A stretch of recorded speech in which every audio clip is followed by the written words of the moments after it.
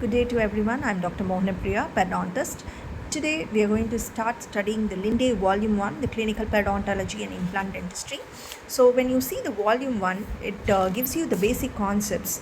So it nearly has 25 chapters. Okay, so 25 chapters are there in the Volume 1. So one by one we are going to see.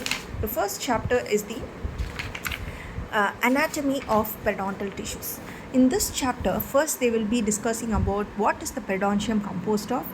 We all know it is composed of gingiva, periodontal ligament, cementum, alveolar bone, and again alveolar bone is divided into alveolar bone proper and alveolar process. So the next paragraph discuss about the function of periodontium. There are two functions of periodontium. One is to attach the tooth to the bony tissues of the jaw and also to maintain the integrity of the masticatory mucosa. Okay, so these are the two functions.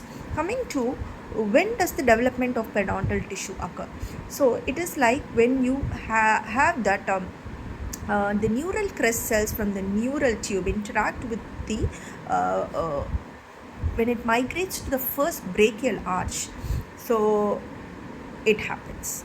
So next we have to highlight this point due to the epithelial ectomesenchymal interaction it forms.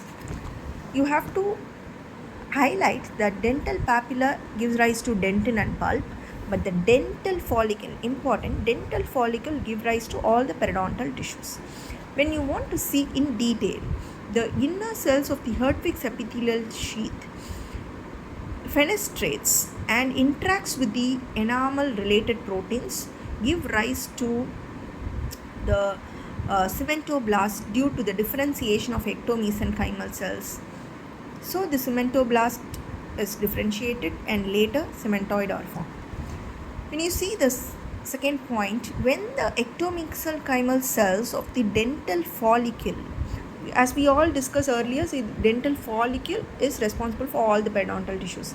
So the ectomesenchymal cells of the dental follicle interact with the enamel related proteins, give rise to cementoblast and then cementoid.